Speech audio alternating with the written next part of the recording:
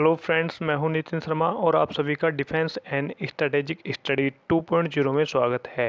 दोस्तों, आज हम डिफेंस के बीए के 4th सेमेस्टर के सिलेबस के बारे में बात करेंगे, जिसका नाम है स्ट्रेटेजिक थॉट्स यानी सैन्य चिंतन। पेपर कोड है A120-401T। जो इस पेपर है 75 अंकों का होता है। इसमें 8 यूनिट दी हुई हैं। पहली यूनिट में बताया गया है यानी कौटिल्य फिलोसफी ऑफ वार, जो ये कौटिल्य का युद्ध दर्शन है, जिसमें कौटिल्य ने अपने अर्थशास्त्र पुस्तक में प्रशासनिक व्यवस्था, मंडल सिद्धांत, पैदल सेनाओं के प्रकार, गुप्तचर व्यवस्था, सैन्य अभियान एवं व्यूहरचना, युद्ध संचालन एवं विदेश नीति के बारे में जो वर्णन किया है उसके बारे में हम पढ़ेंगे और जानेंगे। ठीक है। नेक्स्ट यूनिट है संतजू की युद्ध कला, संतजू द आर्ट ऑफ वार। जो संतजू है उसने जो युद्ध है, युद्ध को जो राज्य का महान कार्य बताया है। ठीक है। उन्होंने बहुत सारे नियम बताए हैं कि किस प्रकार हमको युद्ध लड़ना चाहिए। ठीक है। इन्होंने क्या है, गोरिल्ला युद्ध का के ऊपर जो अपने विचार प्रस्तुत किए हैं। इन्होंने जो नियम बताए हैं उसमें नैतिक नियम है, आकाश है, पृथ्वी है, सेनापति है, विधि एवं अनुशासन है। ठीक है। और इन्होंने साथ के साथ जो युद्ध है उसको बताया है कि युद्ध जो है समस्त युद्ध क्रिया जो है धोखे पर आधारित है। तो इनकी जो टैक्टिस थी यानी और या जो युद्ध लड़ने की कला थी, इनके बारे में पढ़ेंगे और जानने का प्रयास हम इस यूनिट के अंतर्गत करेंगे। ठीक है। नेक्स्ट यूनिट है Clausewitz theory on war and politics, यानी युद्ध और राजनीति पर क्लाउज़विट्ज़ के जो सिद्धांत हैं उनके बारे में जानेंगे।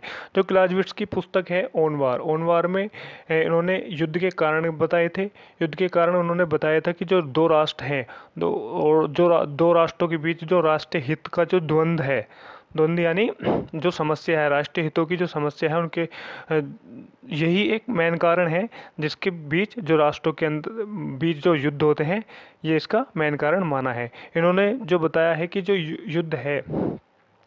युद्ध जो राजनीति को क्रियान्वित करने का अंतिम साधन है। जैसे कि आज हम भी देखते हैं कि जब कूटनीति, विदेश नीति या आपसी वार्ताएं जो फेल हो जाती हैं, तो उसके बाद हम जो अपनी बात मनवाने के लिए, अपनी इच्छाओं को पूरा करने के लिए या अपने अस्तित्व को बनाए रखने के लिए युद्ध का सहारा लेते हैं। ठीक है। तो इस बारे में हम इसी जो 3rd यूनिट है क्लाउज़विट्ज़ के बारे में जानेंगे कि इन्होंने जो राजनीति और युद्ध के जो सिद्धांत थे वो किस प्रकार दिए थे। ठीक है। नेक्स्ट यूनिट है 4th यानी Mao Tse tung views on guerrilla warfare, guerrilla युद्ध पर माओ से तुंग के विचार।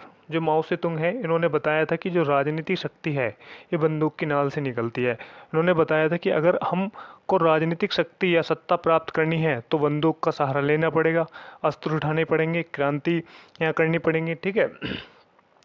और इन्होंने जो गोरिल्ला युद्ध करने की जो प्रक्रिया है या गोरिल्ला युद्ध करने की जो टैक्टिस है, उसके बारे में 3 चरणों के सिद्धांत का उल्लेख किया है, जिसको हम इस यूनिट में पढ़ेंगे और जानेंगे कि इन्होंने जो 3 चरण बताए हैं वो किस किस प्रकार हैं। ठीक है। पार्ट बी है जो यूनिट 5 है JFC Fuller and Liddell Hart their views on mechanised warfare, यानी JFC फुलर और लिटिल हार्ट की जो मशीनीकृत युद्ध पर जो उनके विचार हैं उनको जानने का हम प्रयास करेंगे। जो JFC फुलर है, उन्होंने कवचित टैंकों पर बल दिया है, यंत्रीकृत कवचित सेना, आक्रामक शक्ति, गति और जो बचाव है, तीनों गुणों का समावेश इसमें होता है। यानी जो JFC फुलर है, इन्होंने बताया है कि जो कवचित और यंत्रीकृत जो सेना है उसमें हम आक्रमण भी कर सकते हैं, और जो शक्ति है वो तो रहेगी, साथ के साथ गति और जो बचाव है यानी गतिशीलता रहेगी। ठीक है। और उसके साथ हम बचाव भी कर सकते हैं। इन्होंने जो कवचित टैंक हैं उनके बारे में बल दिया है। ठीक है। अगर लिटिल हार्ट की बात करें तो लिटिल हार्ट ने स्ट्रेटेजिक ऑफ इनडायरेक्ट अप्रोच यानी अप्रत्यक्ष उपायों की जो स्ट्रेटेजी है इसके बारे में अपने विचार को प्रस्तुत किया है, जिसको हम आगे इस यूनिट के अंतर्गत पढ़ेंगे। ठीक है। नेक्स्ट यूनिट है Mahan views on sea power and naval warfare, यानी समुद्री शक्ति और नौसेना युद्ध पर महान के विचार। जो 80 महान है, इन्होंने समुद्री जो शक्ति है या समुद्री युद्ध के बारे में अपने विचार प्रस्तुत किए। इन्होंने बताया था कि जो भविष्य में जो जितने भी युद्ध होंगे वो उनका जो निर्णय होगा वो सागर के अंदर होगा। और इन्होंने जो हिंद महासागर के बारे में एक बात बताई थी कि जो हिंद महासागर है ये 7 महासागरों की कुंजी है। अगर इस पर कोई मतलब अधिकार कर लेता है या हिंद महासागर पर कोई भी राष्ट्र अधिकार कर लेता है तो वह पूरे एशिया पर राज करेगा। इस बारे में इन्होंने कोटेशन दी है। तो इसके बारे में हम जानेंगे और समझेंगे इस यूनिट में जब हम पढ़ेंगे।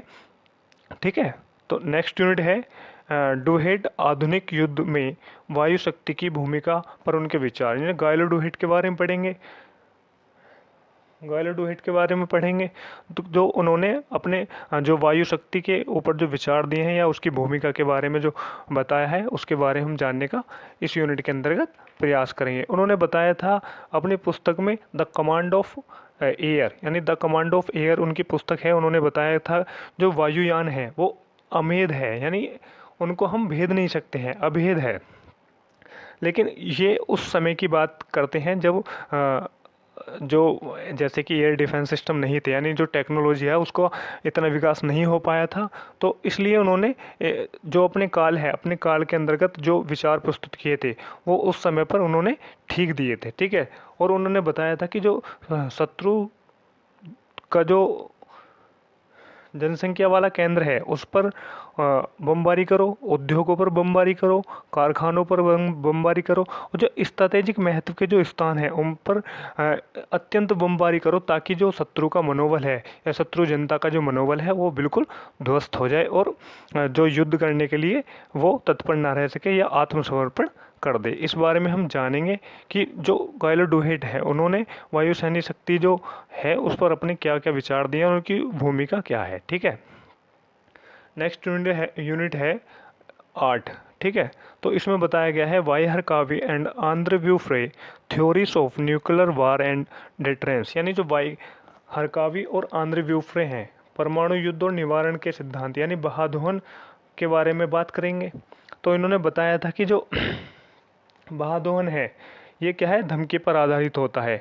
जो शत्रु सैन्य बल है उसके जो शत्रु है जो अपने सैन्य बल के प्रयोग का जो निर्णय है लेने से रोकना होता है। यदि देखा जाए कि जब हम कोई भी कार्रवाई पाकिस्तान के विरोध में करते हैं, जैसे कि हमने सर्जिकल स्ट्राइक करा था, ठीक है, एयर स्ट्राइक करा था, तो पाकिस्तान की तरफ से क्या धमकी आई थी कि हमारे पास परमाणु बम है, हम चाहें तो इस परमाणु आक्रमण कर सकते हैं। लेकिन वह क्या है, एक तरह का क्या है, भय दिखाने का जो कार्य है वो पाकिस्तान के द्वारा किया जाता है। यही एक तरह का बहादुहन है। ठीक है, इसमें अगर हम और आगे बात करें तो यह है कि किसी धमकी को क्रियान्वित किए बिना लाभ उठा लेना, यानी जैसे कि हमने कोई धमकी दी, जैसे पाकिस्तान हमको धमकी देता है कि हम तुमको परमाणु बम डाल देंगे तुम्हारे ऊपर, ठीक है, परमाणु आक्रमण कर देंगे, तो ये क्या है, धमकी है। इसको क्रियान्वित यानी जो एक्शन में नहीं आना है, एक्शन में बिना एक्शन के आए बिना जो अपने कार्य हैं उनको करवा लेना, ये बहादुहन के अंतर्गत आता है। ठीक है,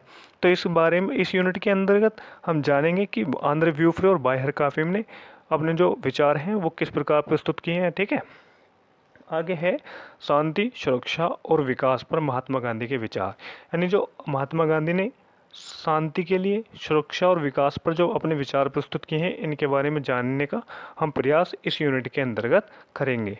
ठीक है, यह यूनिट 10 नंबर की है जैसे कि इसमें मार्किंग किया गया है, और जो 7वीं यूनिट है वो 8 नंबर की है, और जो 6ठी यूनिट है वो 5 नंबर की, यानी जो एटी महान के द्वारा जो विचार बताए गए हैं उसको 5 नंबर का क्वेश्चन आएगा। JFC फुलर और लिटिल हार्ट से 8 नंबर का क्वेश्चन आएगा।